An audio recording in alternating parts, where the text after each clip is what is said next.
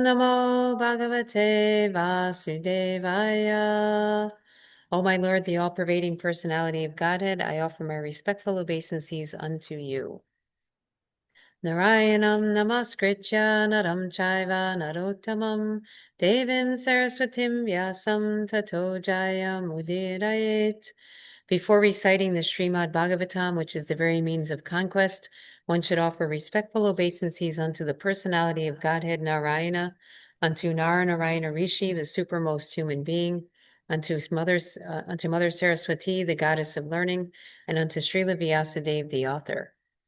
Nashtaprayeshu abhadreshu nityam bhagavata sevaya bhagavati uttama shloke bhaktir bhavati naishtiki.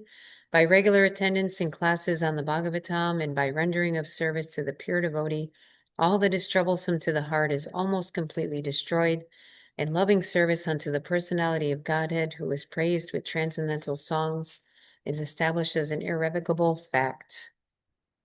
Om Jnanatimidandasya Gyananjana Shalakaya Chakshurunmilitam Yena Tasmai Shri Gurave Namaha.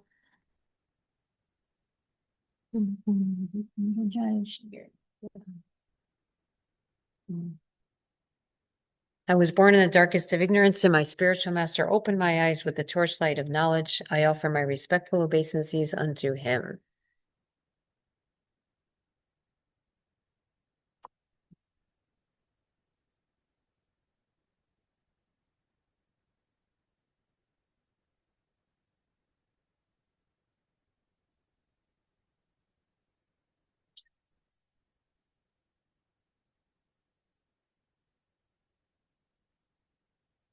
Coming out heavier, huh?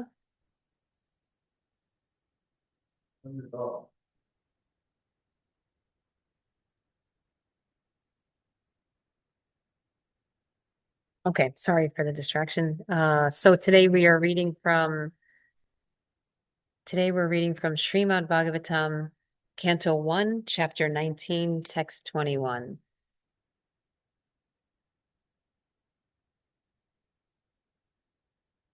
Sarve vayam tavadiha smaheta kalevaram yavaraso vihaya lokam parang virajaksam vishokam yashyatyayam bhagavata pradana. Okay, we'll do the synonyms. Sarve, all, bayam, of us, tavat, as long as, iha, at this place, asmahe, shall stay, ata, hereafter, kalevaram, the body, yavat, so long, asau, the king, vihaya, giving up, lokam, the planet, padam, the supreme, virajaksham, completely free from mundane contamination. Vishokam, completely freed from all kinds of lamentation. Yashyati, returns. Ayam, this. Bhagavata, devotee. Pradana, the foremost. Translation and purport by His Divine Grace A.C. Bhaktivedanta Swami Srila Prabhupada Ki Jai. We shall all wait here until the foremost devotee of the Lord, Maharaj Parikshit, returns to the supreme planet, which is completely free from all mundane contamination and all kinds of lamentation. Purport: beyond the limitation of the material creation, which is compared to the cloud in the sky, there is the Paravyoma, or the spiritual sky, full of planets called Vaikunthas. Such Vaikuntha planets are also differently known as the Purushottama Loka, Achyuta Loka, Trivikram Loka, Rishikesha Loka, Keshava Loka, Aniruddha Loka, Madhava Loka, Prajumna Loka, Sankarshana Loka, Sridhar Loka, Vasudeva Loka, Ajyodhya Loka, Dwarka Loka, and many other millions of spiritual lokas wherein the personality of Godhead predominates. All the living entities there are liberated souls with spiritual bodies as good as that of the Lord. There is no material contamination. Everything there is spiritual, and therefore there is nothing objectively lamentable. They are full of transcendental bliss and are without birth, death, old age, and disease. And amongst all the above-mentioned Vaikuntha lokas, there is one supreme loka called Goloka Vrindavan, which is the abode of the Lord Sri Krishna and his specific associates. Maharaj Parikshit was destined to achieve this particular loka, and the great rishis assembled there could foresee this. All of them consulted among themselves about the great departure of the great king, and they wanted to see him up to the last moment, because they would no more be able to see such a great devotee of the Lord. When a great devotee of the Lord passes away, there is nothing to be lamented, because the devotee is destined to enter into the kingdom of God. But the sorry plight is that such great devotees leave our sight, and therefore there is every reason to be sorry. As the Lord is rarely to be seen by our present eyes, so also are the great devotees. The great rishis therefore correctly decided to remain on the spot till the last moment. Okay, I'm going to read the verse one more time. We shall all wait here until the foremost devotee of the Lord, Maharaj Parikshit, returns to the supreme planet, which is completely free from all mundane contamination and all kinds of lamentation.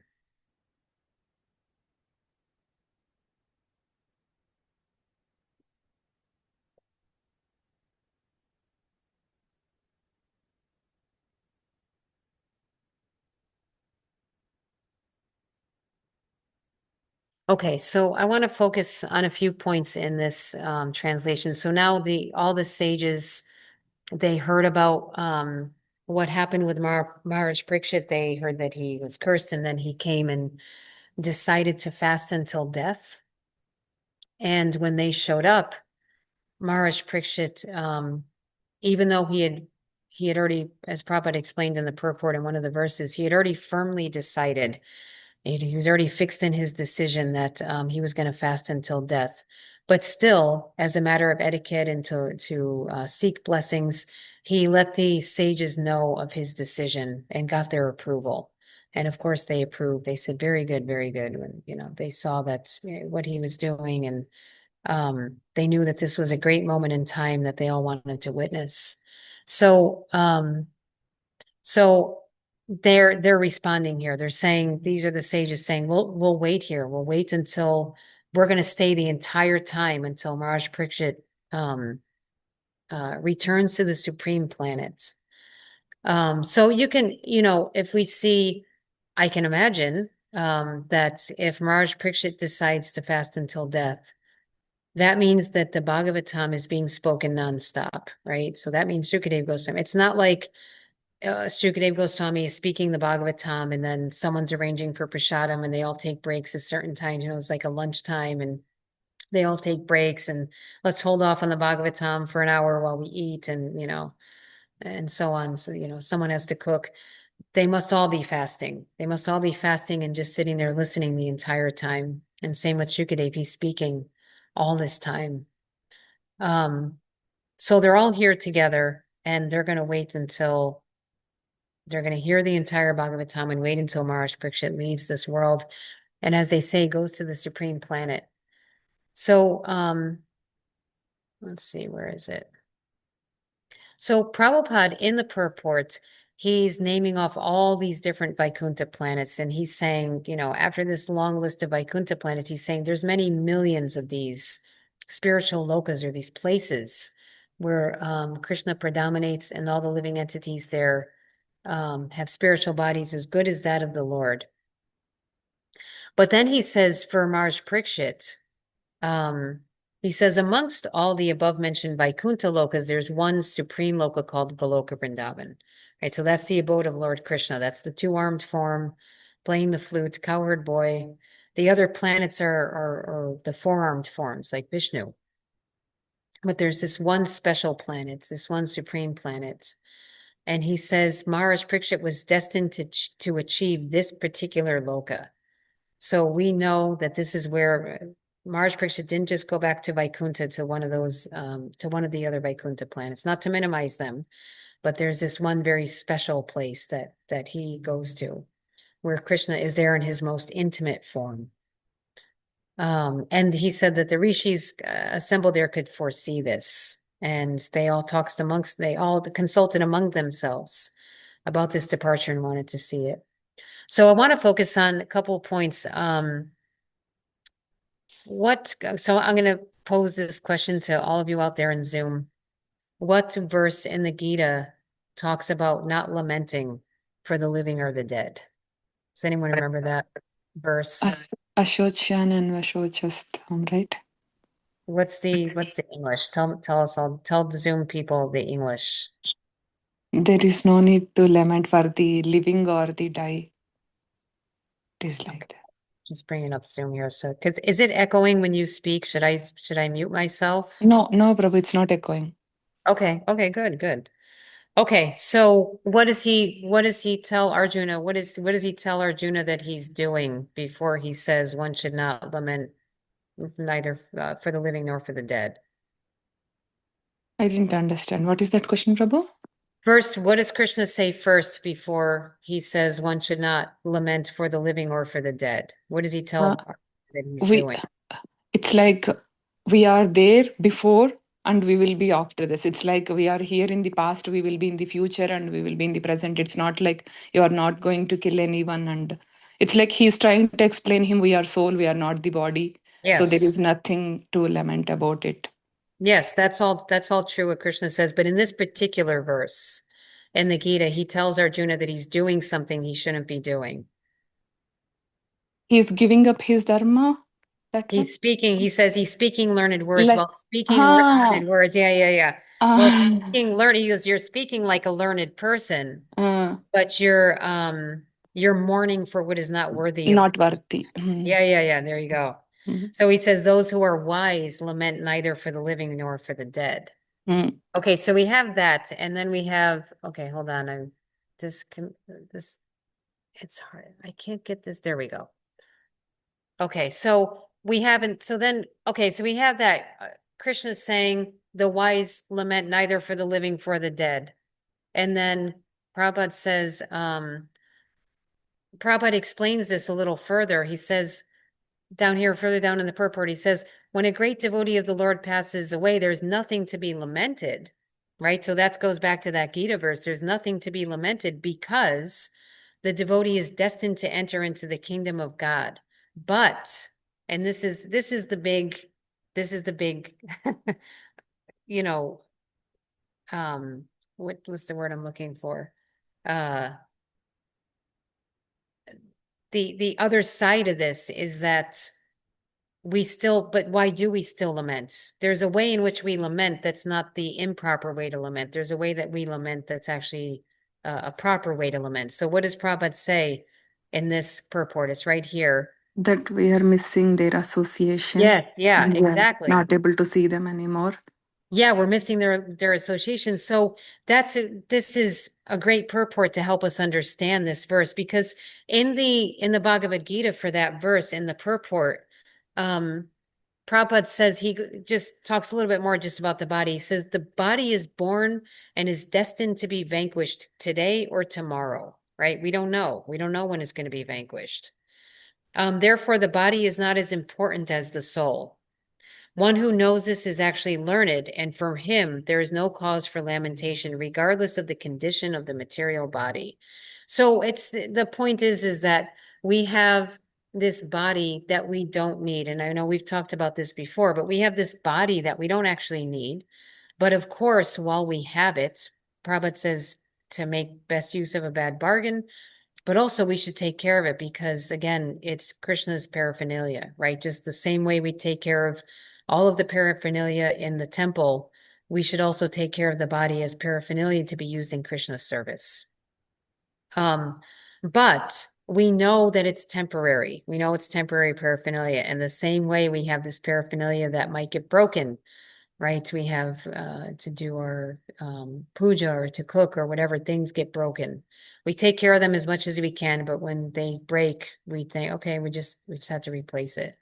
So the body, we don't lament because we say, look, there's this body, I have this body covering my soul right now, and eventually it's going to break.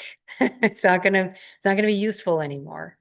And so we may move on either back to Godhead or to the next body, depending on our consciousness, depending on our desire. But either way, we don't lament because we think, all right, I knew wasn't going to last long anyways, and it's not really my true identity. So I don't lament about it. And when others leave their body, we don't lament for them that, oh, it's too bad they don't get to stay around in a body that suffers birth, death, old age, and disease, right?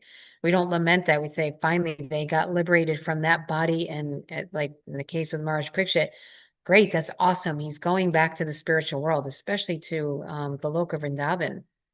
And so we don't lament that, oh, it's too bad he couldn't stay longer in this cycle of birth and death. However, we do lament the loss.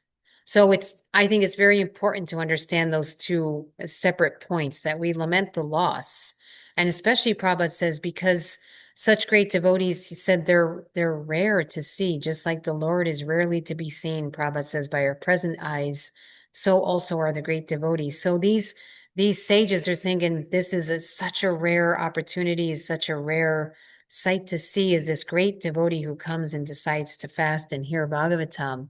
And we want to see this right up until the end because it's a rare opportunity. So in the same way, we should take advantage of the rare opportunity of great devotees when they travel through, right? If we have very advanced devotees coming to visit, we always want to take advantage of that opportunity. And then even devotees who are maybe new to the practice, may not be so advanced, right? Those of us who aren't quite as advanced, we still, it's still a rare sight. Even the newest devotee, the newest one who just joined yesterday, is a rare sight, because out of millions amongst men or people, one hardly is even interested, what to speak of one who could attain perfection like Maharaj Parikshit. But one who even shows interest in Krishna consciousness is such a rare sight to see. And so we should always appreciate that and try to take advantage of that association and stay within the association of the Vaishnavas, and learn from them how to um, take shelter of Krishna. So when I joined the movement, we were always taught that, especially when an advanced devotee is there, and we do this also now with even uh new devotees and so on, is that when they're visiting and then they leave, we would of course go out and do kirtan. So they get in the car and they'd get ready to drive away, and we'd be doing kirtan, and we would not let their car leave our sight until we couldn't help it. So until that car disappeared from our sight, we would stay and do kirtan, and we would just keep them in our vision until they drove off, whatever, into the sunset or whatever, until they drove off, until we couldn't see that vehicle anymore. We would stay and watch, because that idea is there, that you don't ever, well, you lament that they're out of your sight. So you watch as long as you can. And so this is the case with Maharaj Parikshit. Seeing something very rare, and they're going to stay for as long as possible. So of course, Maharaj Parikshit is a great devotee, but also getting all this support and association from all these great Vaishnavas. So another point from the purport that I really liked what Prabhupada wrote here is that so he's saying in these Vaikuntha planets, he says there is no material contamination. Everything there is spiritual, and therefore there is nothing objectively lamentable. So first of all, does anyone know the difference between objective and subjective? What's the difference between the two? And Prabhupada says objectively.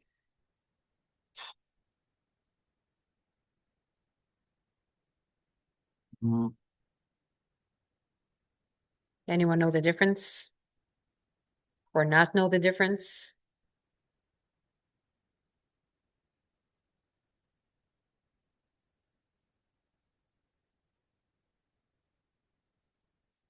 Krishna. There we go. Wait, how do I bring up? Zoom is being strange to me today.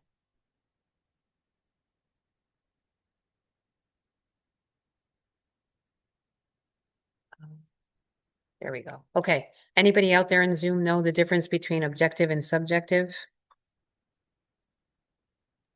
No, Prabhu. Okay. So I'll read the definition, and then we'll just talk about it a little bit. Something that's objective means, according to the dictionary, not influenced by personal feelings or opinions in considering and representing facts.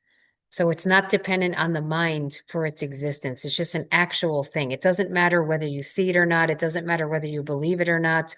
So it's something almost like a fundamental truth, right? Like a tattva. It's like Krishna's God, whether you believe it or not, right? That's an objective fact. He's God. And you may believe it, you may not believe it, you may approach him, you may not approach him, but it doesn't change the fact that he's God. And so subjective means it's basically subject to your opinion.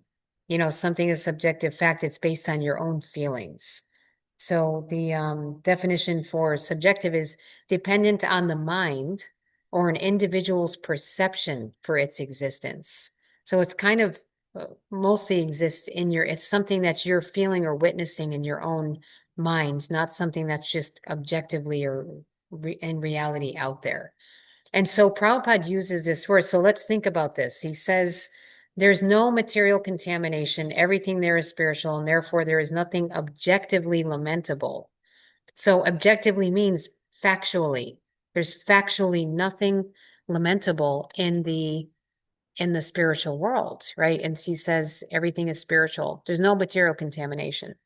So first of all, what is the cause of things being material contaminated? What is our mentality that causes things to appear to be or be materially contaminated?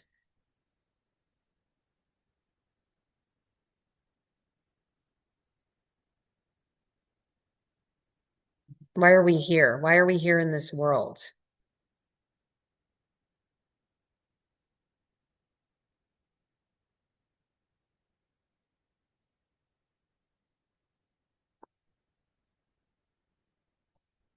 Anyone in Zoom know why we're here in this material world? It's a pretty important thing to know because it's going to help us get out of this world.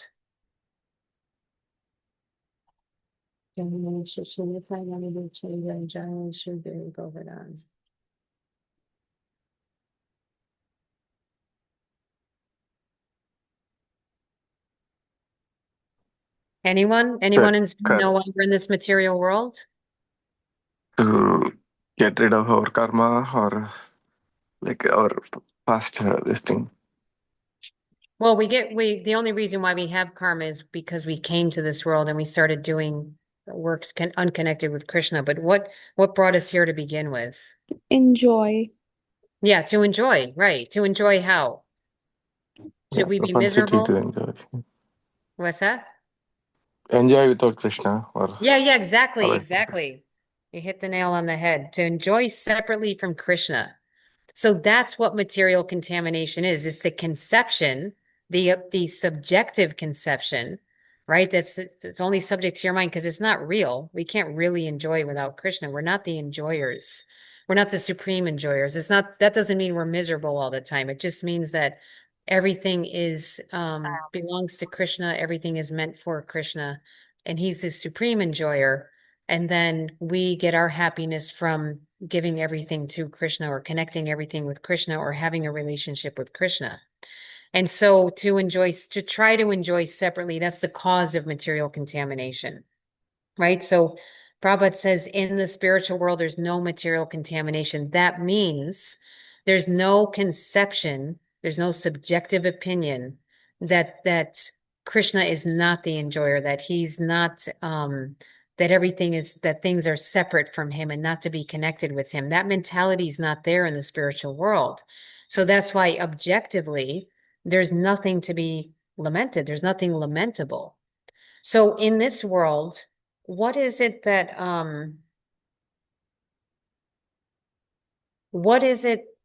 is, well, let's start with objectively.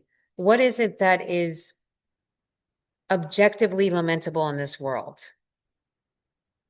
What's the basic one objective lamentable thing where Like pure devotee can look at it and say, oh, it's too bad. It's too bad that what would be the one thing that you would say the root of everything, what we were just talking about? Suffering. What? Suffering. Suffering. Okay, but isn't that just subjective? Aren't we just suffering because we think we're separate from Krishna? What's objective?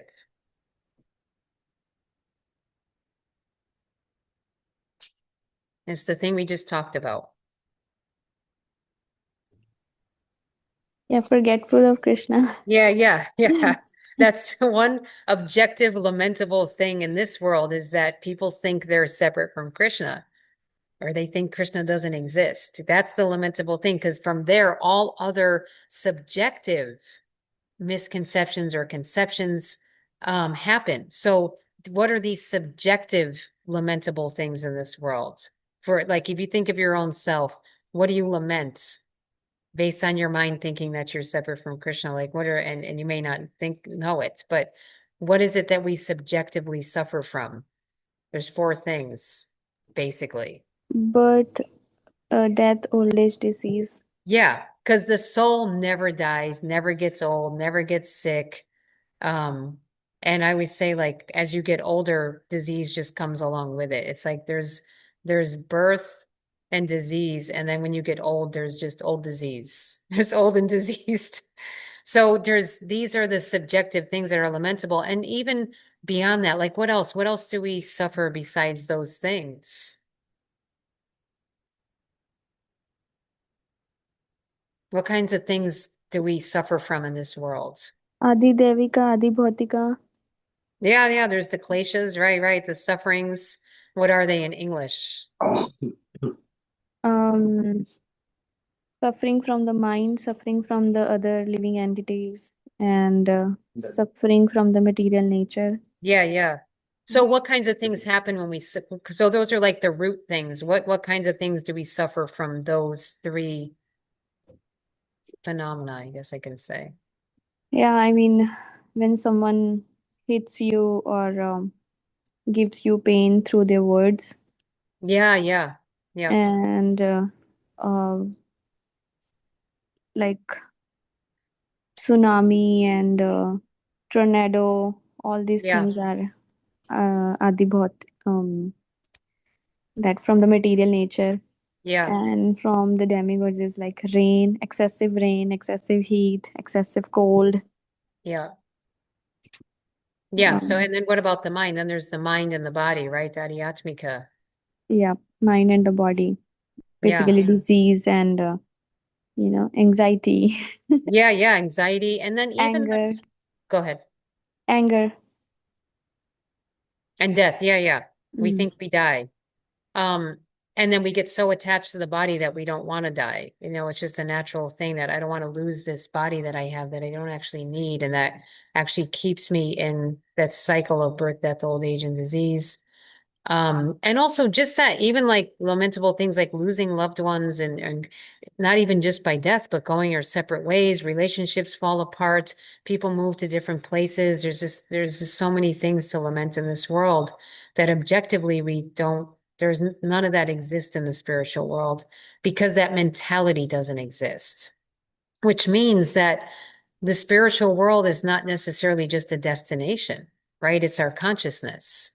So if we're in this world and we are fully Krishna conscious, it's the same as being in the spiritual world. Because what differentiates the spiritual world from here is our mentality.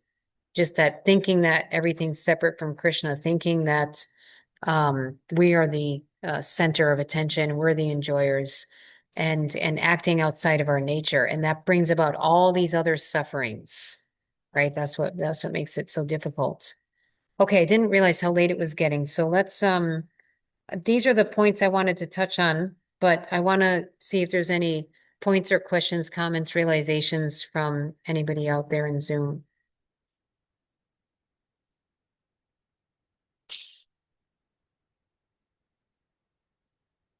So just a quick question. Yep. In in spiritual world, then we will have like families and that kind of stuff. Or... Yeah, yeah. I mean, there's definitely relationships in the spiritual world.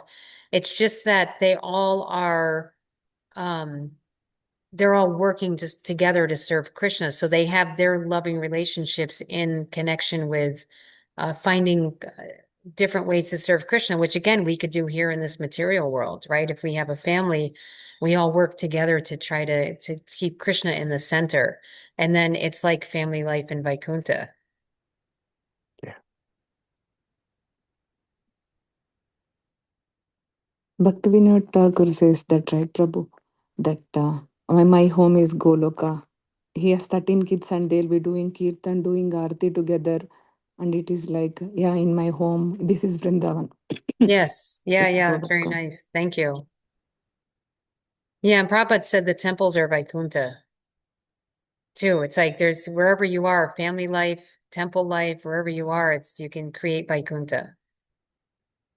Now, Kirti, did you have a point? I saw you unmute. Yeah, I mean, when we are talking about the suffering, I have seen, many people, they think like the suffering is also temporary, so they are okay with that suffering Hmm. because, as we say, like, after night, day will come. So they have that thinking in the mind, like after the suffering, the happiness will also come. So it's okay to have that suffering for some time or whatever. Though they suffer a lot, but it's like the mind is so powerful. It's very difficult to convince our mind that, like we need to come out of this world.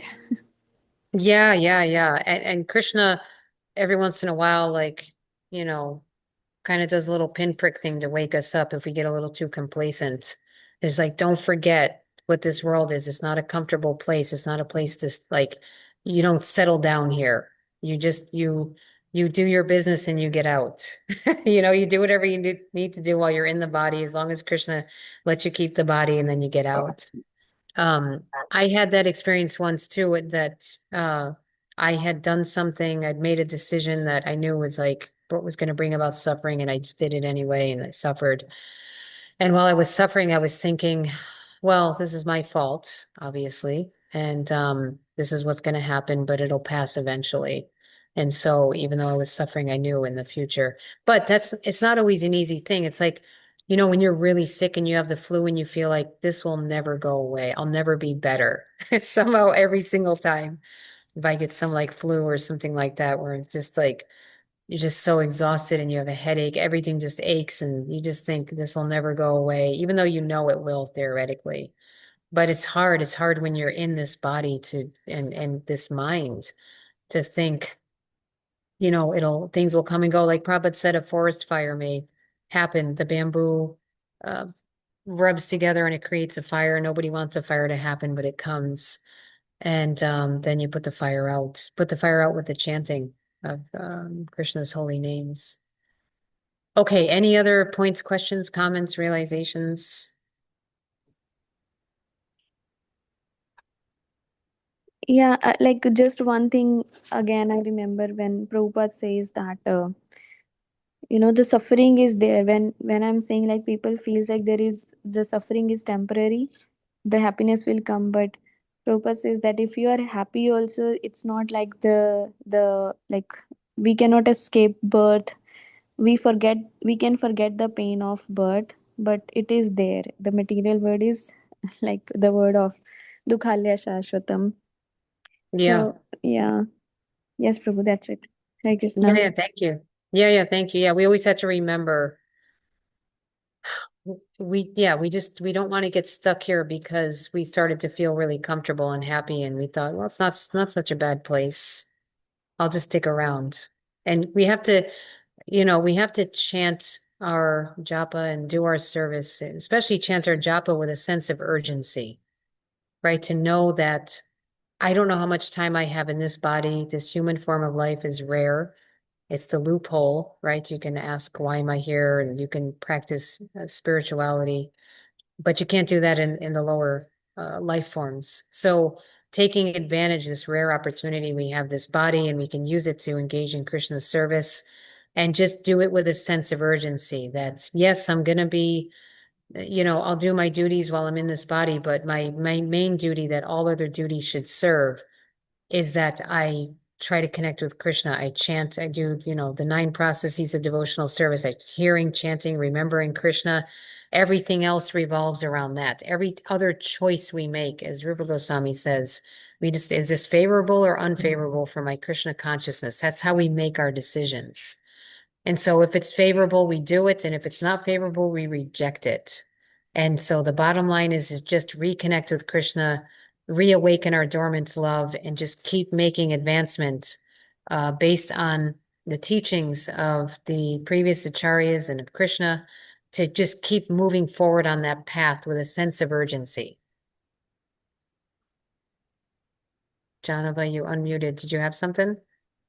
Prabhu, when Namkirti Mataji is saying about the suffering and happiness, one thought came into my mind is that in the material world, whatever that the happiness we are thinking, that is the cause of suffering. Yeah, right. That way, you mean like in the future, it ends up being in the future the cause of suffering? Yeah, so it's like no value for the happiness also. Right. Unless it's happiness connected with our service to Krishna. Right, Exactly. you're talking like material happiness. Yeah, exactly. Because as Krishna says in the Gita, that suffering comes from the contact of the senses with the sense objects. Which, someone may read that and go, what do you mean? If I eat ice cream, it tastes good. Where's the suffering? But we're talking long term, in the sense that the more you identify with the body and try to gratify the senses, the more you are basically identifying with death. And so that's where the suffering comes in. And then, of course, when you lose those things, you suffer even more. If a kid has the ice cream cone and then it falls on the ground, then the parents have to console them because they're crying. And, because it's a major, when you're a child, those things are like a major event that just happened, like a major horrible, catastrophic event that you lost, like your ice cream scoop fell on the ground. Right. So it's all relative, and we could see it's subjective because for children, like these are major problems. Ice cream falling on the ground is like a major problem. And as they get older, they start to see the problems get bigger and bigger. And there's much more to lament and cry over. But it's all, it's all subjective and relative. But in the end, all of it's just as bad. Ice cream, a scoop of ice cream on the ground, melting into the cement. I mean, it's a happy day for the ants, but that melting into the cement and then some major catastrophic thing happening as you get older, it's all the same. And as Prabhupada says, wet stool, dry stool, it's all stool, it's all the same. It's just not something, like you said, it's something that's not good either way. And that doesn't, again, it doesn't mean we have to be miserable. It just means that we have to know what real happiness is and real satisfaction. Real happiness and satisfaction is in serving the Vaishnavas who serve Krishna and connecting with Krishna in that way. Okay, I don't want to hold anybody any longer. Thank you all for joining and contributing. Srila Prabhupada ki jai, Srimad Bhagavatam ki jai.